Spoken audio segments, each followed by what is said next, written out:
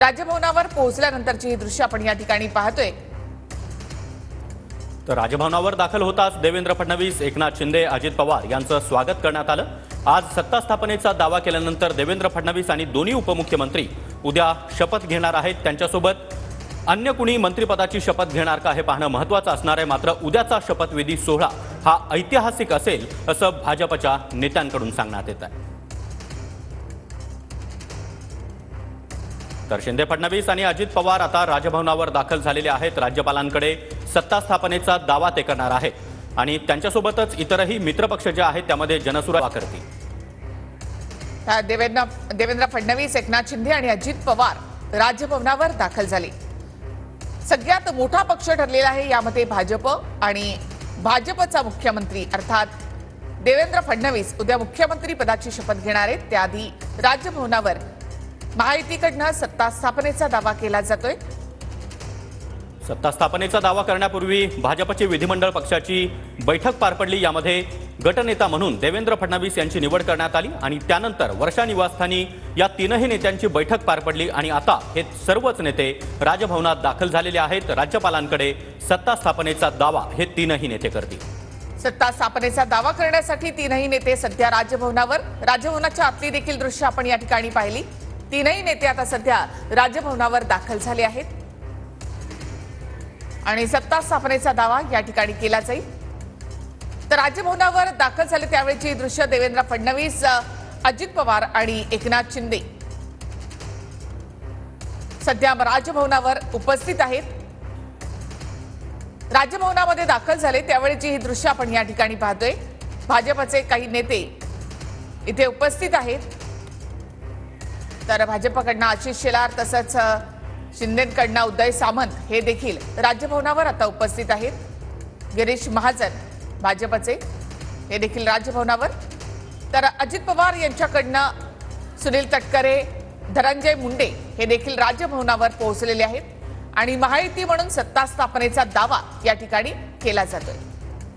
नक्कीच तर भाजपचे 132 आमदार, शिवसेनेचे 57 आमदार आणि अजित पवारांचे 41 आमदार असं मिळून महायुतीचं संख्याबळ आहे 232 आणि इतरही मित्रपक्ष आणि अपक्षांचा पाठिंबा हे महायुतीचं संख्याबळ 237 वर जात आहे आणि या सर्व आमदारांचा पाठिंब्याचं पत्र देवेंद्र फडणवीस हे राज्यपालांना देतील आणि सत्ता स्थापनेचा दावा ते करतील।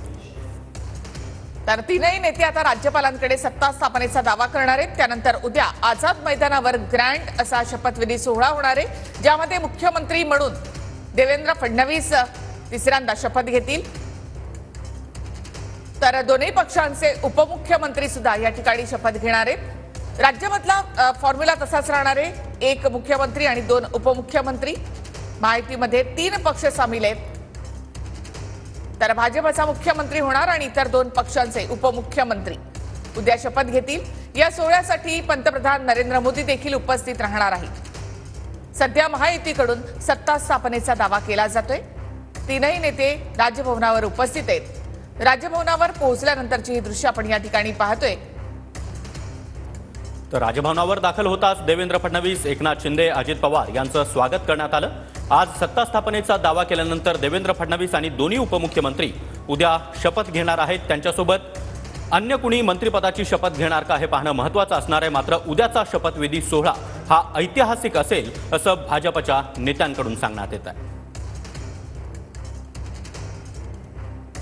तर शिंदे, फडणवीस आणि अजित पवार आता राजभवनावर दाखल झालेले आहेत। राज्यपालांकडे सत्ता स्थापनेचा दावा ते करणार आहेत आणि त्यांच्यासोबतच इतरही मित्रपक्ष जे आहेत त्यामध्ये जनसुराज्य असेल, युवा स्वाभिमान पक्ष असेल, त्यामध्ये विनय कोरे, रवी राणा आणि इतरही अपक्ष आमदार राजभवनामध्ये उपस्थित आहेत।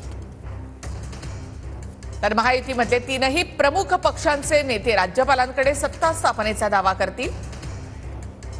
आपल्याकडे असलेल्या संख्याबळाचं पत्र हे राज्यपालांना सादर केलं जाणार आहे। उद्या आझाद मैदानावर मुख्यमंत्री उपमुख्यमंत्र्यांचा शपथविधी सोहळा होईल। राजभवनावरची ही थेट दृश्य आपण पाहतो। तीनही नेते राज्यपालांकडे सत्ता स्थापनेचा दावा करतील। संख्याबळाचं पत्र या ठिकाणी तीनही पक्षांकडून राज्यपालांना दिलं जाईल। तसंच जे अपक्ष सोबत आहेत त्यांचंही पाठिंबा असल्याचं पत्र राज्यपालांकडे सादर केलं जाणार आहे। त्यानंतर राज्यपालांकडनं औपचारिकता म्हणून महायुतीला सत्ता स्थापनेचं निमंत्रण दिलं जाईल। तर उद्या नव्या सरकारचा शपथविधी सोहळा होणार आहे। त्याआधी सरकारकडनं अर्थात महायुतीकडनं सत्ता स्थापनेचा दावा। तर राजभवनामध्ये आता हे सर्वच नेते उपस्थित आहेत। देवेंद्र फडणवीस, एकनाथ शिंदे, अजित पवार हे आपल्याला या दृश्यांमध्ये पाहायला मिळत आहेत। तर राज्यपाल CP राधाकृष्णन हे अगदी काही क्षणामध्येच या ठिकाणी पोहोचतील आणि त्यानंतर हे नेते राज्यपालांकडे सत्ता स्थापनेचा दावा करतील। थेट आपण जाऊयात आमचे प्रतिनिधी विनायक डावरुंग यांच्याकडे। विनायक, महायुतीकडनं आता सत्ता स्थापनेचा दावा केला जातोय। निखिला बरोबर आहे, सत्ता स्थापनेचा दावा करण्यासाठी सगळे नेते मंडळी जे आहेत ते राजभवनावरती आता येत आहेत आणि साहजिकच आहे तेवढं मॅन्डेट जे आहे ते महायुतीला, संख्याबळ जे आहे ते महायुतीकडे आहे आणि त्याचं पत्र जे आहे ते राज्यपालांना आमदारांच्या सगळ्या सहींचं देतील। प्रत्येक पक्षाचं हे पत्र जे आहे असेल आणि त्यानंतर सत्ता स्थापनेचा दावा जो आहे तो राज्यपालांकडे केला जाईल। उद्या शपथविधी होते आणि या शपथविधीच्या आधी आज हा सत्ता स्थापनेचा दावा करणं गरजेचं होतं आणि त्यामुळेच महायुतीचे प्रमुख नेते आधी वर्षावर बसले। वर्षावर एक छोटीखानी बैठक झाली आणि त्यानंतर हे सगळे नेते जे आहेत ते आता राजभवनावरती पोहोचलेले आहेत आणि सत्ता स्थापनेचा हा दावा जो आहे तो सध्या केला जातोय। महाराष्ट्रात पुन्हा एकदा महायुतीचं सरकार जे आहे ते येतंय। देवेंद्र फडणवीस जे आहेत मुख्यमंत्रीपदी भाजपने त्यांना नेतेपदी नेमलं आणि त्यामुळे ते उद्या मुख्यमंत्रीपदी शपथ जे आहे ते घेतील। त्याचप्रमाणे 2 उपमुख्यमंत्री सुद्धा शपथ घेणार आहेत आणि इतर मंत्री जे शपथ घेणार आहेत त्याची स्पष्टता अजून येणं बाकी आहे। परंतु आपण जर पाहिलं तर ज्या पद्धतीनं सरकार पुन्हा आणण्यासाठी गेले 2.5 वर्ष या सरकारने काम केलेलं आहे। अनेक योजना ज्या आहेत त्या समोर आणलेल्या होत्या। लाडकी बहीणसारखी योजना समोर आणली होती आणि त्यानंतर मॅन्डेट जे आहे ते महायुतीच्या सरकारला मिळालं आणि आता खऱ्या अर्थानं सत्ता स्थापन पुढील 5 वर्षासाठी करण्यासाठी दावा करण्यासाठी सत्तेचा हे महायुतीचे सगळे प्रमुख नेते या ठिकाणी पोहोचलेले आहेत। देवेंद्र फडणवीस यांनी गेली 5 वर्ष जे आहे ते संयमी राहण्याचं पसंती जी आहे ती दर्शवलेली होती। कारण आपण जर पाहिलं तर ते उपमुख्यमंत्री जे आहे ते पद त्यांनी स्वीकारलं होतं। मुख्यमंत्री पदाचा दावा जो आहे तो तेव्हा सोडला होता, पण तो आता मात्र मुख्यमंत्रीपदी देवेंद्र फडणवीस जे आहे ते पुन्हा एकदा बसतायत। तिसरी टर्म जी आहे ती त्यांची असणार आहे आणि साहजिकच भाजपमध्ये उत्साहाचं वातावरण आहे, कारण भाजपला सुद्धा 132 जागा ज्या आहेत त्या मिळालेल्या आहेत आणि